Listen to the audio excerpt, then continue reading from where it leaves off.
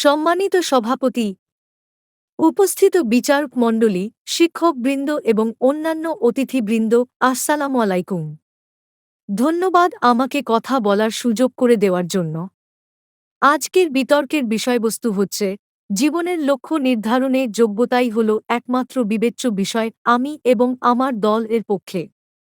এ বিষয় পর্যালোচনা করতে গেলে প্রধানত ব্যাখ্যার দাবি রাখে যোগ্যতা কি, যোগ্যতার বৈশিষ্ট্য কি। শিক্ষার ক্ষেত্রে যোগ্যতা একটি নির্দিষ্ট স্তরের শিক্ষা শেষে শিক্ষার্থীরা যে জ্ঞান, দক্ষতা ও দৃষ্টিভঙ্গির সমন্বয়ে গঠিত সামর্থ্যগুলো অর্জন করবে বলে আশা করা হয়, সেগুলোকে যোগ্যতা বলে। এবার বৈশিষ্ট্য বলি। জ্ঞান, দক্ষতা, দৃষ্টিভঙ্গি। আমি আমার বক্তব্যের পক্ষে অবস্থান তুলে ধরছি। জীবনের লক্ষ্য নির্ধারণে যোগ্যতাই হল একমাত্র বিবেচ্য বিষয়। যোগ্যতা বলতে আমরা একজন ব্যক্তির শারীরিক এবং মানসিক সক্ষমতাকে বুঝে থাকি। জীবনে কোনো কিছু অর্জন করতে গেলে একজন ব্যক্তিকে অবশ্যই শারীরিক এবং মানসিক উভয় দিকে সামর্থ্যবান হতে হবে।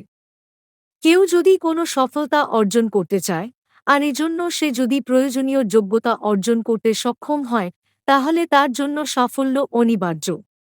প্রতিকূলের বন্ধুরা সহজভাবে উপলব্ধি করছেন, জীবনের লক্ষ্য নির্ধারণে যোগ্যতাই হল একমাত্র বিবেচ্য বিষয়।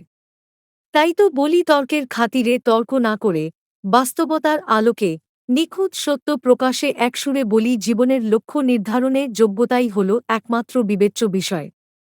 ধন্যবাদ মাননীয় সভাপতি, ধন্যবাদ বিচারক মণ্ডলী এবং ধন্যবাদ সবাইকে।